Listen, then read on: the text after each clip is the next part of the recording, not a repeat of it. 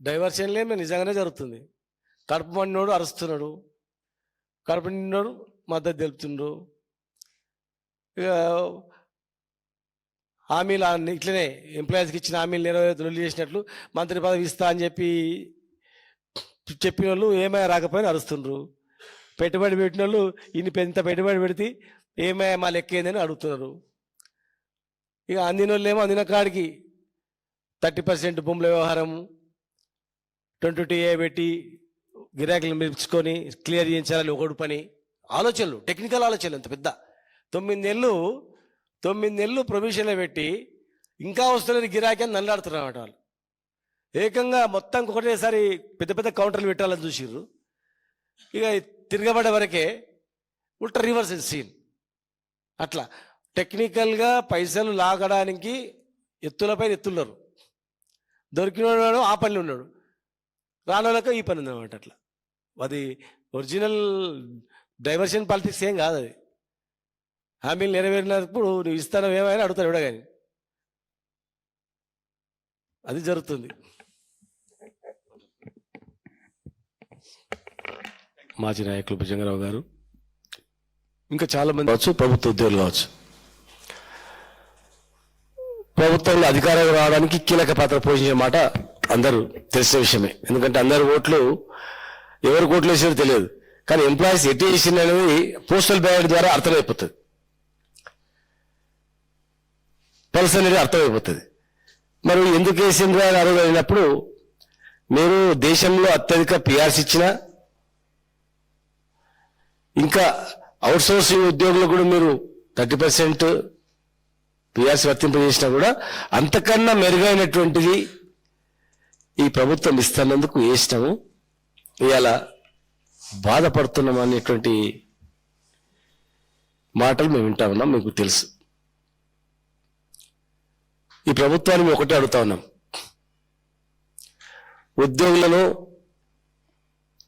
వేధించిన, ఉద్యోగులను ఇచ్చిన హామీ నెరవేర్చకపోయినా మేము ఎట్టి పరిస్థితుల్లో ఊరుకోం.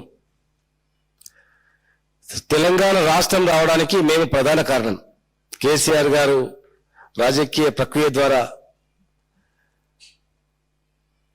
తెలంగాణ ఉద్యమాన్ని శ్రీకారం పుట్టినప్పుడు వారి వెన్నంటూ ఉండి సకల జనుల సమ్మె, సహాయ నిరాకరణ నుంచి అనేక ఉద్యమాలు, మిలియన్ మార్చ్, సాగరహారం, సంసద యాత్ర, సమరబేరి అన్నిట్లో ప్రధాన భూమిక పోషించింది తెలంగాణ ఉద్యోగులు.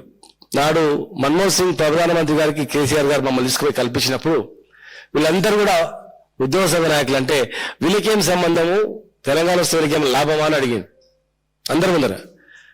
ఏం రాదు, మరి ఏం రాకుండా ఎందుకు కొట్లాడుతుందంటే తెలంగాణ ప్రజల గురించి అంటే ఆయన ఆశ్చర్యపోయిండు.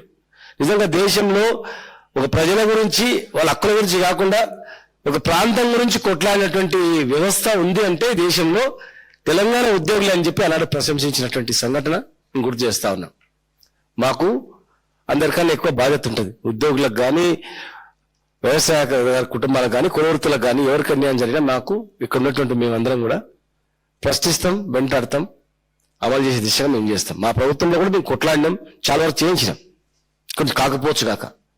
మేము ప్రభుత్వం ఉండి కూడా అసెంబ్లీ కూడా మాట్లాడినాం, అసెంబ్లీ కూడా ప్రశ్నించినాం. చూడండి, కావాలంటే అసెంబ్లీ కూడా ఎన్నో ప్రశ్నలు ఇచ్చినాం అన్ని డిపార్ట్మెంట్ల పైన. రిజిస్ట్రేషన్ డిపార్ట్మెంట్ కావచ్చు, ఇరిగేషన్ డిపార్ట్మెంట్ కావచ్చు, రెవెన్యూ డిపార్ట్మెంట్ కావచ్చు, మున్సిపల్ అడ్మినిస్ట్రేషన్ కావచ్చు, ఎక్కడ ఉండలే. గవర్నమెంట్లో ఉన్నా కూడా గవర్నమెంట్లో కొట్లాడి పనులు చేయించినాం. మరి ఇలా ఇన్ని హామీలు ఇచ్చి మీరు రోడ్ల పడేస్తే ఊరుకుంటాం అనుకున్నారా? రిటైర్డ్ ఉద్యోగులు చనిపోతే దేవిప్రసాద్ గారు ఇక్కడ ఉన్న మేము అందరం పోయినాం. ఒక జనగాంకు వాళ్ళ కుటుంబ సభ్యులు ఏడ్చిండ్రు, మా బకాయిలు రాలేదు, మేము అప్పుల పాలైపోయాము, పెళ్లి చేసినాము వస్తున్నాయని చెప్పి పెళ్లికి డబ్బులు కట్టలేకపోయాము అని ఆత్మహత్య చేసుకున్నాడు. కొందరు ఆత్మహత్య చేసుకుంటున్నారు, కొందరు ఆ వైద్యం అందక చనిపోతున్నారు. ఇవాళ అత్యంత దారుణమైన ఏంటంటే ఫస్ట్ ప్రాణం, ఉద్యోగుల ప్రాణాలు. మీరు హెల్త్ కార్డ్స్ ఇస్తామని అన్నారు, హెల్త్ కేర్ ట్రస్ట్ ఏర్పాటు చేసిండ్రు, 3 నెలల నుంచి 1.5% జీతాలు కట్ అవుతున్నాయి. మరి 3 నెలల నుంచి ఎంత జీతం కట్ అవుతుందో అంత అమౌంట్ గవర్నమెంట్ కూడా యాడ్ చేసి ట్రస్ట్ బోర్డులో పెడతామన్నారు. ఎంత పెట్టిండ్రు, ఎక్కడ పెట్టిండ్రు? ఆ వెబ్సైట్ పబ్లిక్ డొమైన్లో పెట్టాలి కదా, జమ అయిందా లేదని. మరి జమ అయితే హెల్త్ కార్డ్స్ ఎందుకు ఇస్తారు, హాస్పిటల్ ఎందుకు పట్టించుకుంటలేదు?